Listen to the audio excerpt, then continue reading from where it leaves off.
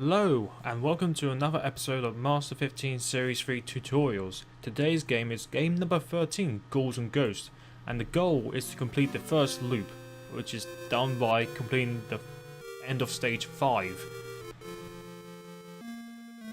Now you might be thinking, a Ghosts and Goblins franchise in the list?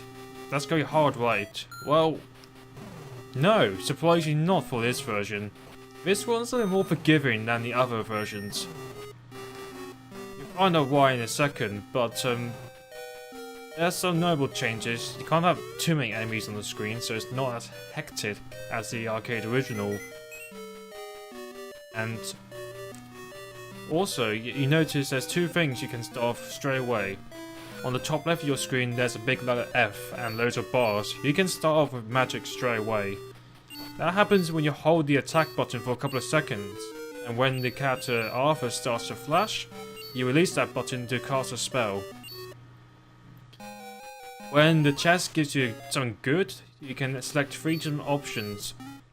Red Helmet gives you an option to cast another magic spell. Red Armor allows you to give the player 1 more HP overall, so now the player dies after taking 3 hits. And there's Red Boots, which increases Arthur's running speed. After picking out the first of those 3 upgrades, the next upgrade comes up later on will be a weapon-based upgrade.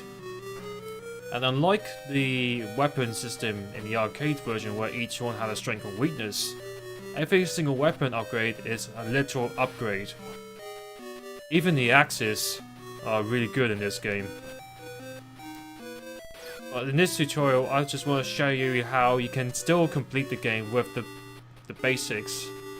As in this run, I don't pick up the axe, but I still pick up the rapid-firing knives partway through. If you want to see a good run, watch either Crazy Erasmus or Beatron's run on speedrun.com. That will give you an idea on the good power-ups, ideal power-up pickups. And in those runs, they eventually get a red helmet for shield magic, and green boots for time saver that I don't use in this tutorial, because it's kind of a bit risky. And usually at least red or green armor, depending on, when I say luck, it just depends on the situation. You pause the game to select your magic, and if you use thunder and then unleash it, you can deal a lot of damage to the first boss to the point you only need to throw 2 more lances to its weak spot and defeat it very, very quickly.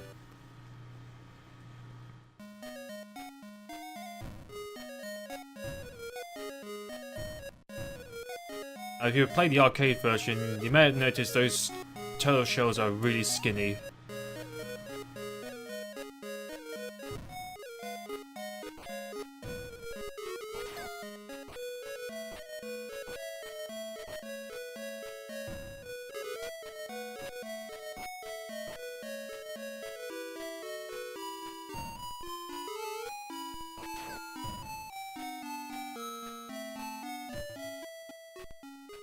Now, according to the runners, Beta and Erasmus, apparently the actual outcome for each chest is not RNG related. It's apparently based on how many chests you have spawned throughout the run. So after pick up the red helmet, I can go to the pause menu and select shield, which grants me temporary invincibility, but it does not mean I'm invincible to every single obstacle. This bit right here, you might be thinking why I'm jumping randomly. Well, because of that, there's some hidden cracked tiles on the bridge that will make Arthur fall down. It's not too bad when he's on the right side of this sand pit, coming right up. Left side's awkward because it's actually impossible to jump over the middle part where the 2 slopes collide, because there's an ant lion-like pit and it's a quicksand, so it's instant kill when that happens. There's Firebrand. Again, shield magic does make this fight a little bit more bearable if you're not used to playing this game. It's 2-2 now. And in terms of punishment, like, you know, what happens when you die, you still keep your best armor, your current weapons. And even if you game over, there's infinite continue. So this game It's very forgiving compared to the other entries of this franchise.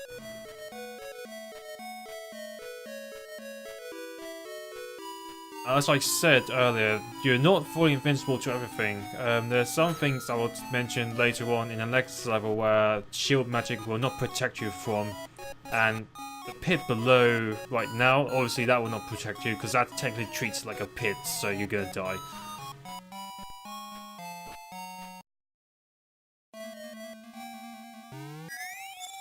As you can see, there's some fireballs that will drop even to the very middle of the screen, so it's ideal to use shield magic just for safety.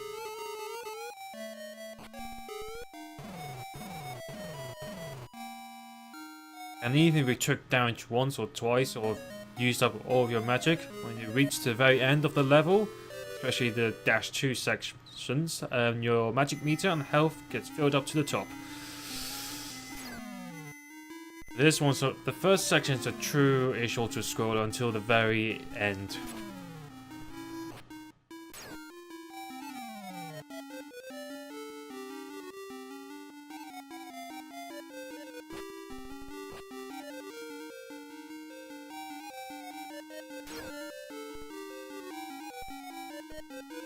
So there's the armor ranking system. Silver, which is the bare minimum you have when you start the game. Then it goes to red, then green, and then gold.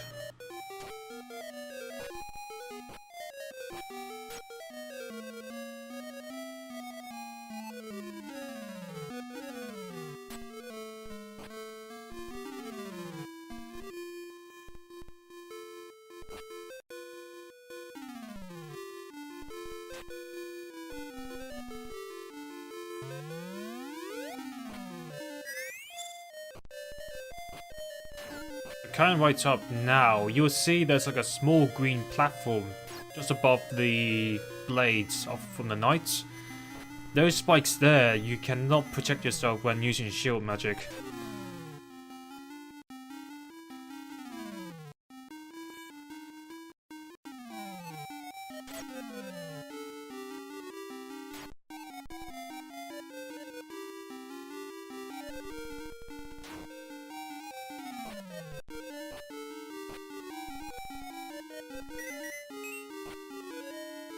And from here, you just gotta go to the very far right, destroy some blocks.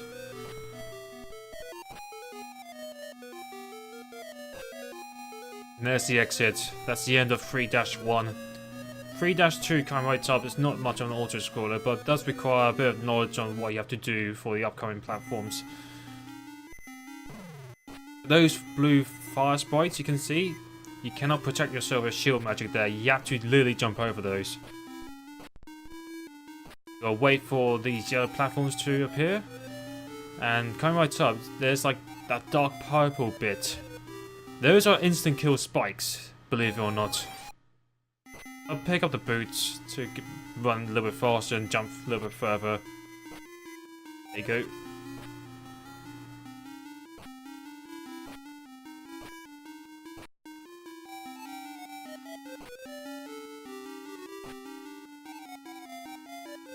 3-1 is very slow paced, but 3-2 is very fast. Right now, I'm about to fight against the boss of 3-2. So, the boss, where it stops, is actually not RNG related. Once you know the pattern, so it goes to B to C, then to A to B to A, and then back to C. Where A is leftmost, B is around the middle, and C is the right.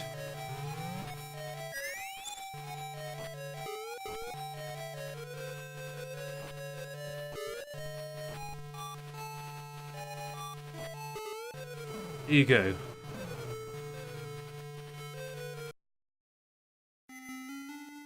That's level 3-2 done. Just 4 more segments left.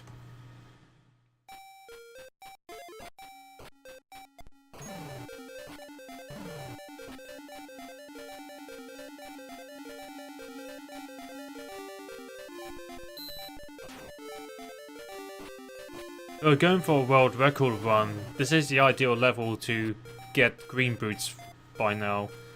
Because there's a there's a time saver icon at the top which requires a hand to be alive in 4-2.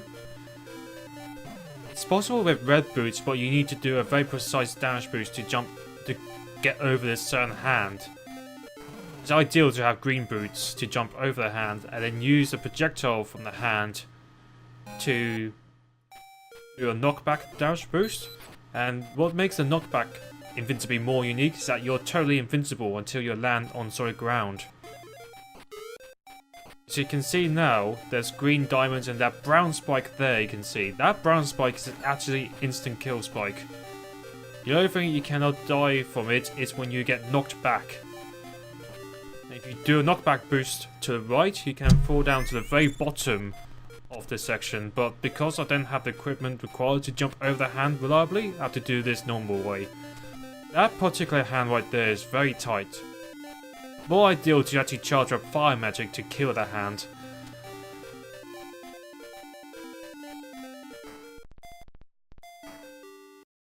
We'll also do a damage boost from there, actually, to the far right. Just a few seconds ago. But after the damage boost, you have to go to the left slightly, and then jump to the left and jump back to the right. Jump off, then land during that same jump to spawn the chest. Because apparently when doing the damage boost, there's some inconsistencies, like that. Even though I haven't done the trick myself, it's like, there's some weirdness going on. So if you have the axe, like the faster ones do, you can actually destroy these weak spots really quick with just 4 shots. Unfortunately, when you use the basic lance, which is the weakest weapon in the game, it would take more than 1 cycle to kill it. And especially when there's loads of larvae-like worms coming out, you're going to get a lot of distractions. Like, it becomes a lot easier by the end of the fight. Also, if you die here, you will respawn in this area, so if you did loads of damage boosts to end 4-2 very early and started this fight, you can just go to the left and then start off with full health and whatnot.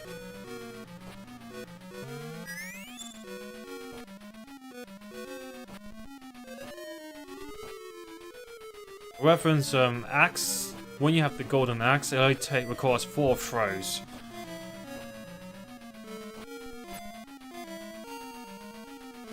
But not every player, especially blind players, will know whether or not the axe is worth it. So if I show the players that you can still get away with the basic lance, the only real difference is that you're going to lose a lot of time compared to world record strats or other runners.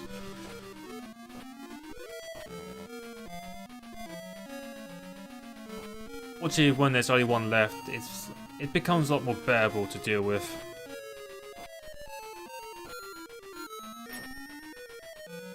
You may have noticed you only can have 2 lances on the screen at a time. You gotta time your shots well. So here comes 5-1. So I only noticed this until partway through the attempt that there's 2 bone dragons you see right now. They cause a lot of lag. So when you start this level, it's totally recommended to actually kill them ASAP to reduce lag significantly. Otherwise, you go see for the next minute or so sub 10 frames per second gameplay. More impressed on how the music doesn't get messed up due to the immense amount of lag.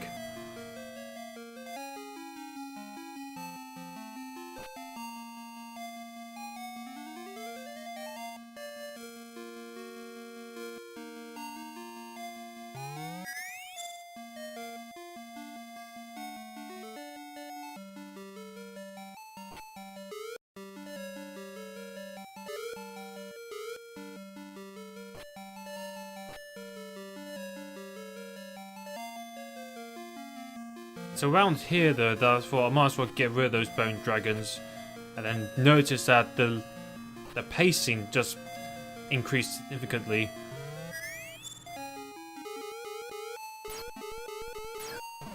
There you go. Took out 3 enemies and now the gameplay just speeds up quite a bit. there was at least up to 4 flyers at one point, so 2 firebrands and 2 non-firebrands, but yeah.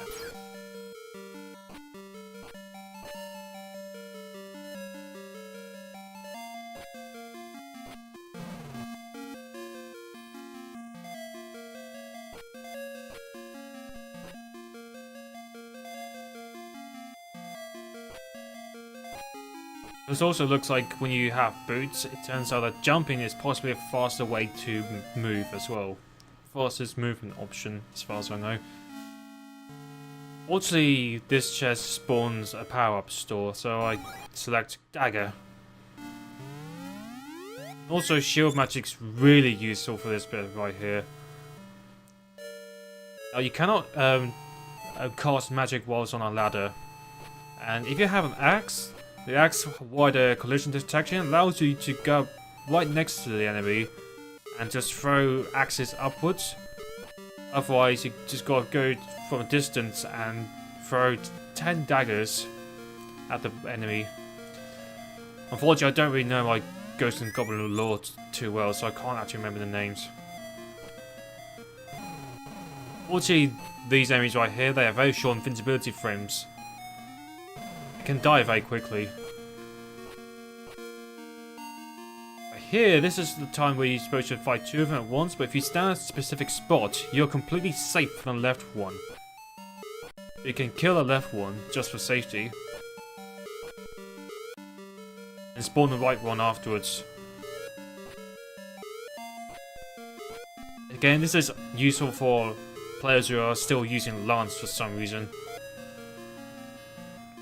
Okay, so now we're like nearly at the end. There's like a section coming right top that can be done quickly if you jump correctly. Tazron could possibly abuse a damage boost at one point to go up and right, but how valuable that is. But we'll kill this enemy to unlock a door after using this ladder coming right up. There you go. So that actually unlocks the door. And now we're nearly at the end. Here it comes.